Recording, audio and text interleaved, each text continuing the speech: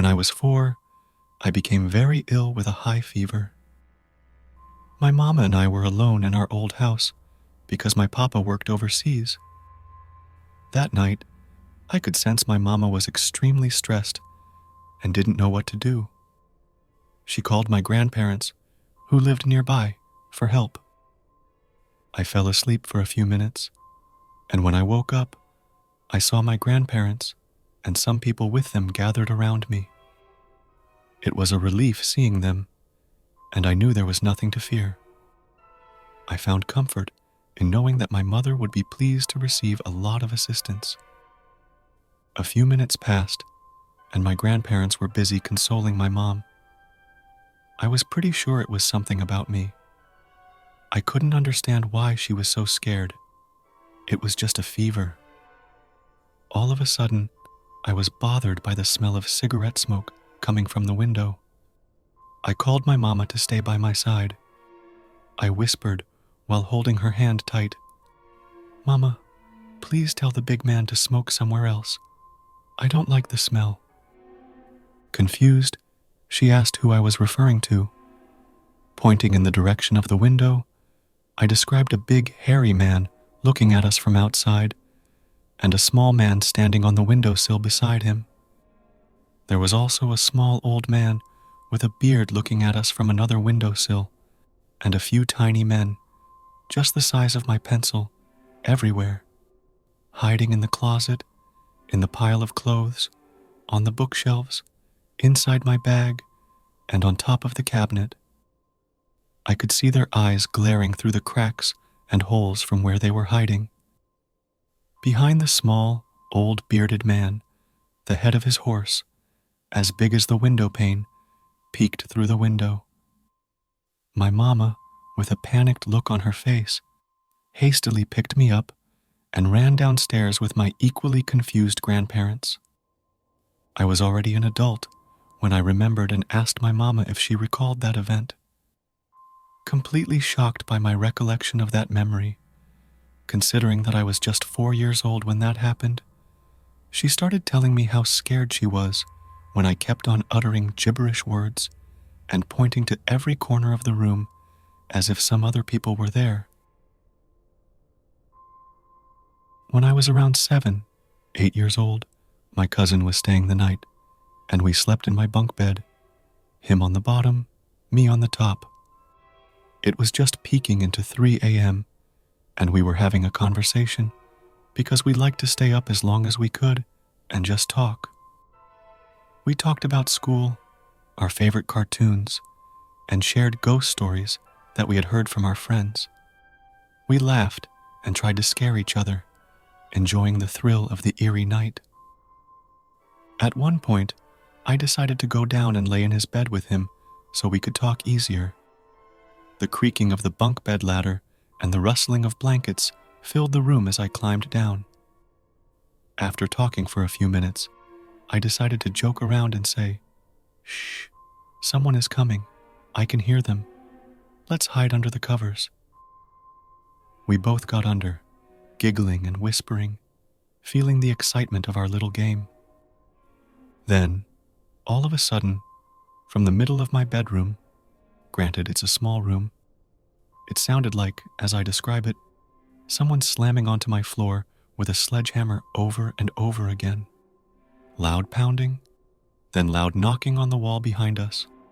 The deck was directly outside my window, and loud knocking on the left wall, which the bed was against.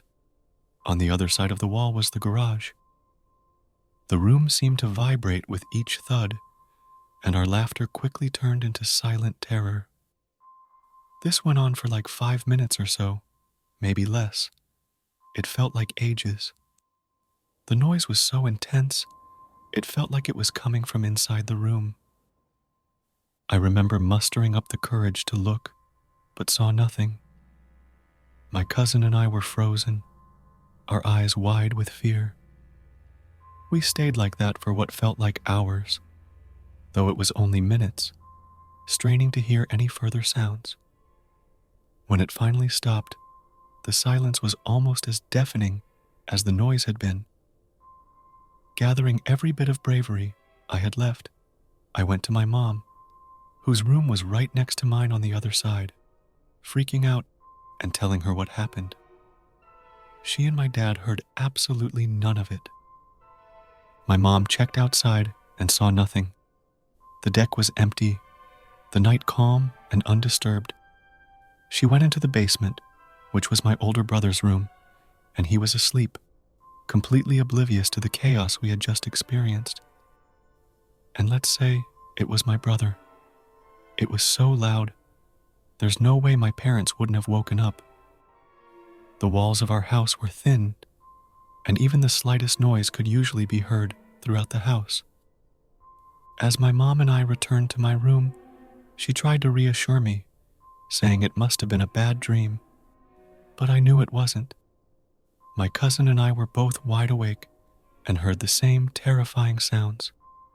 We tried to make sense of it, considering every possible explanation: a prank, an animal, even the house settling, but nothing seemed to fit. The experience left us both shaken. I'm 20 now and still have no idea what it was. Nothing paranormal like that ever happened again at that house. Over the years, my cousin and I occasionally brought it up, still unable to explain the incident. It remains a mystery, a chilling memory that lingers in the back of my mind. Even now, I sometimes wonder what really happened that night, and if we were visited by something beyond our understanding. This experience, or whatever you want to call it, happened when I was a child, around 7, 8 years old. I'll recall what I remember of it. It was around bedtime on a school week, so I left the basement to go upstairs and start to get ready for bed.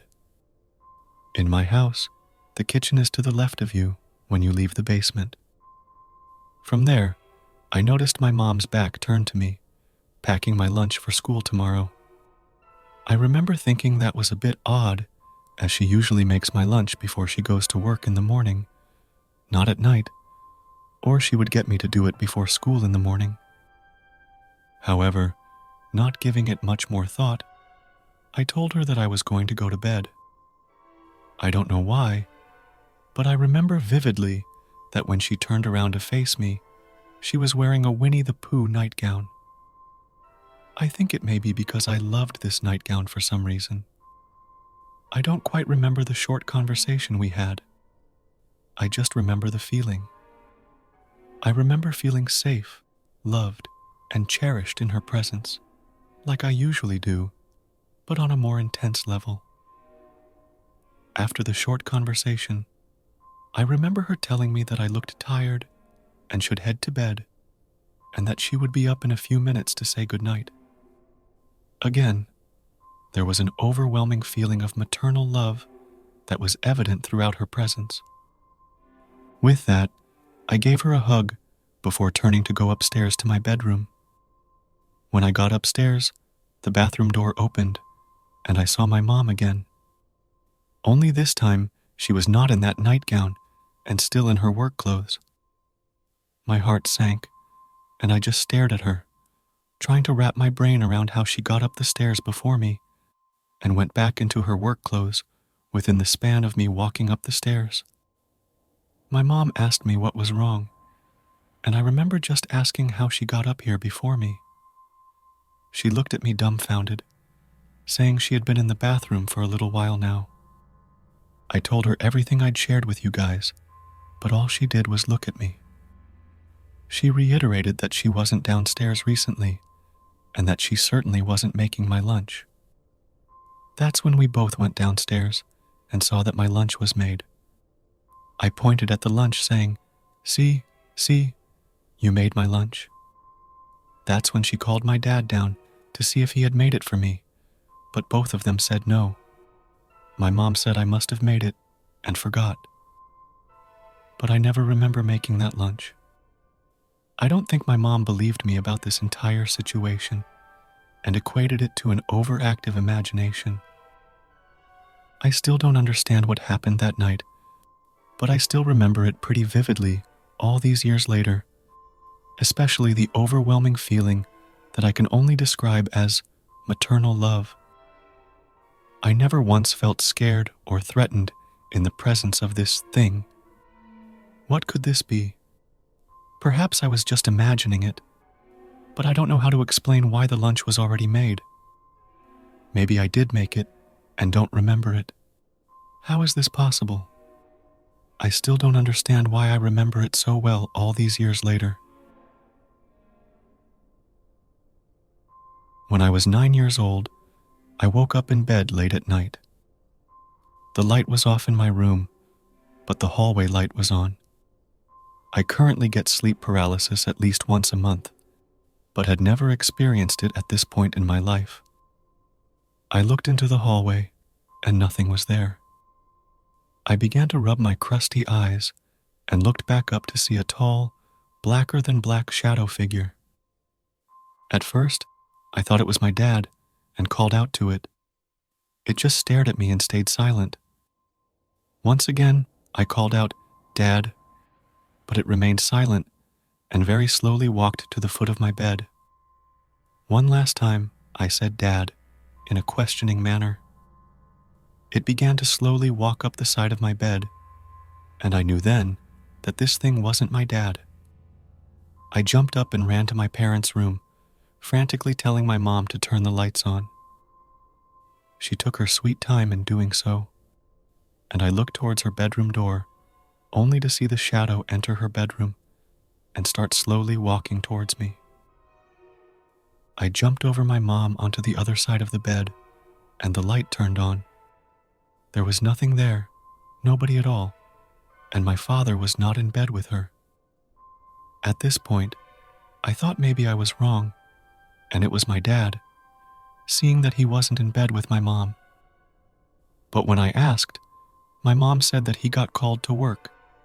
My dad worked on call at the time and could be called to work at any time.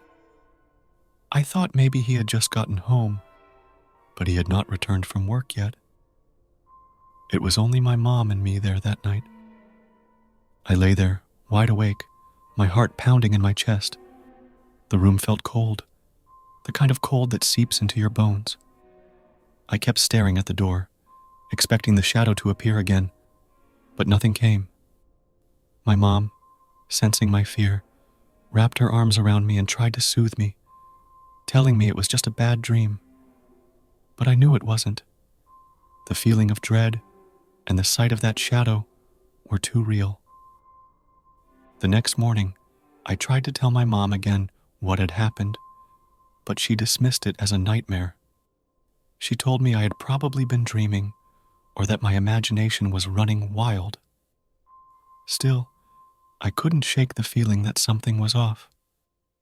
I kept thinking about the shadow, the way it moved, and the silence that surrounded it. It wasn't just a figment of my imagination. Throughout the day, I felt uneasy. Every shadow seemed to take on a menacing shape. Every creak in the house made my skin crawl. I tried to distract myself with toys and cartoons, but the memory of that night lingered in my mind. As night fell, the fear returned, and I found myself clinging to the idea that my parents were there to protect me. That night, I couldn't sleep. I lay in bed, staring at the ceiling, waiting for the darkness to creep in. The hallway light was on, but it did little to comfort me. I kept my eyes fixed on the door, praying that the shadow wouldn't return. And then, I saw it again, just a flicker at the edge of my vision. My heart raced as I watched the shadow materialize at the foot of my bed, just like before. I screamed, and my mom rushed in, flicking on the light. The shadow vanished instantly, leaving the room bathed in the harsh glow of the bulb. My mom held me, telling me everything was okay, that it was just my imagination. But I knew it wasn't. The shadow had been real, and it was still out there, somewhere in the darkness. That was the last time I saw the shadow, but the fear never completely left me. I continued to have nightmares and bouts of sleep paralysis, but none were as terrifying as that night. Even now, years later, I sometimes wake up, convinced that the shadow is still watching me. The memory of that feeling, of being paralyzed with fear and the sense of something lurking in the dark, remains vivid in my mind. What was it? A figment of a child's imagination? Or something far more sinister? I still don't know. All I know is that the shadow was real, and it changed the way I see the world.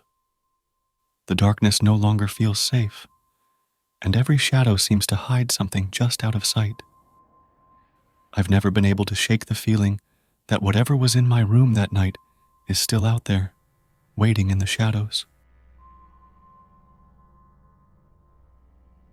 So, to preface this, I've never had hallucinations, and the only paranormal experiences I've had been these three to be mentioned.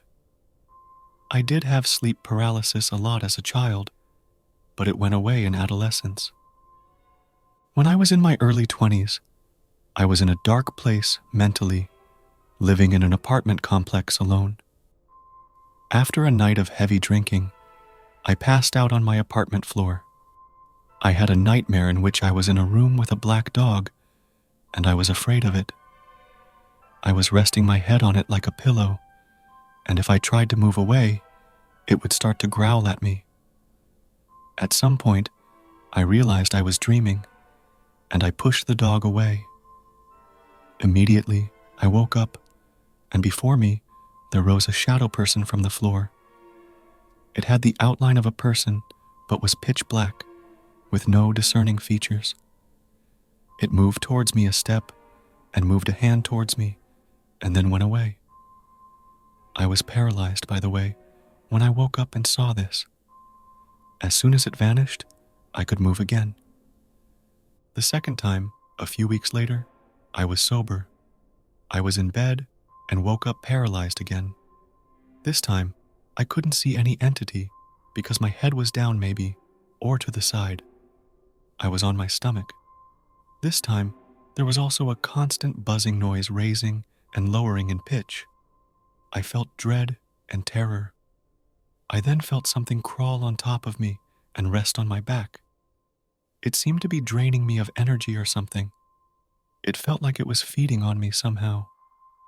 After probably about 30 seconds of this, it all went away and I could move again. I mostly dismissed all of this as being hallucinations due to sleep paralysis and a poor mental state at the time. Very depressed. But now, a few months ago, I'm 32 now, I had a dream.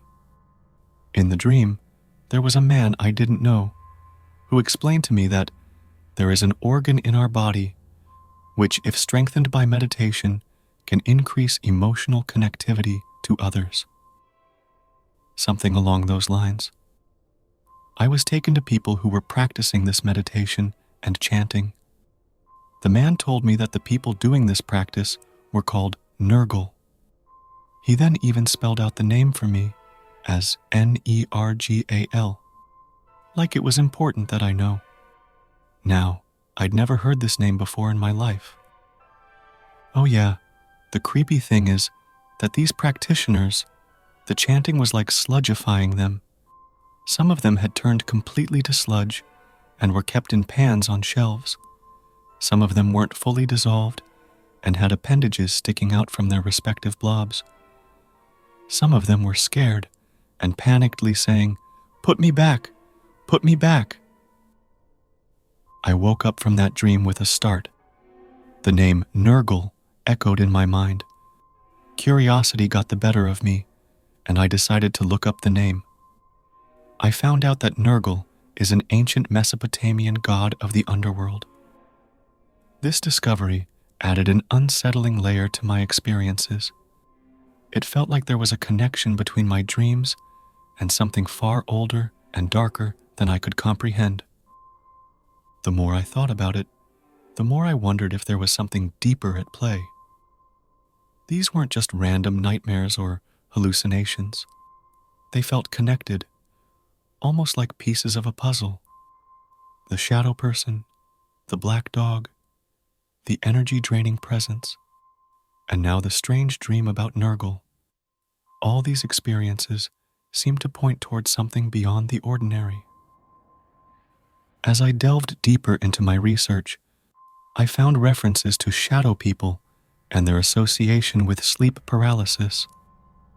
Many cultures have stories about dark, shadowy figures that appear during episodes of paralysis, often linked to negative energy or spirits.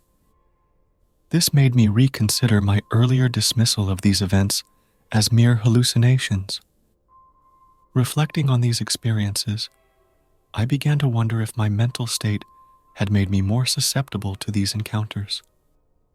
Was my depression and isolation drawing these entities to me, or was it my altered state of consciousness that allowed me to perceive them? The more I pondered, the more questions arose. The dream about Nurgle, in particular, stuck with me. The idea of an organ that could enhance emotional connectivity through meditation intrigued me. Was this a message or warning? The image of the practitioners turning into sludge haunted me.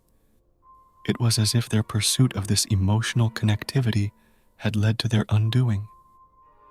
I've never experienced anything like this again, but the memories remain vivid. They serve as a reminder that there are things in this world, and perhaps beyond, that we don't fully understand. Whether these experiences were manifestations of my mind or glimpses into a darker reality, they have left an indelible mark on me. These encounters have made me more open to the mysteries of the unknown. They have challenged my perception of reality and pushed me to explore the boundaries of my understanding. While I may never have definitive answers, the journey to uncover the truth continues to shape my perspective and my life. Thanks for watching our video. Have you ever had a really scary experience? We want to hear about it. You can tell us in 2 ways. Option 1 is, write down what happened and email it to us. The email address is in the description below. We're excited to read your story and learn all about what happened. And the second option is, record your story using your phone's recording feature. Make sure the sound is good, with no background noise. We want to make sure everyone can hear your scary story clearly. Pick whichever option works best for you, and let's explore your spooky experiences together. We're looking forward to hearing from you. And if you liked this video, give it a thumbs up and subscribe to our channel.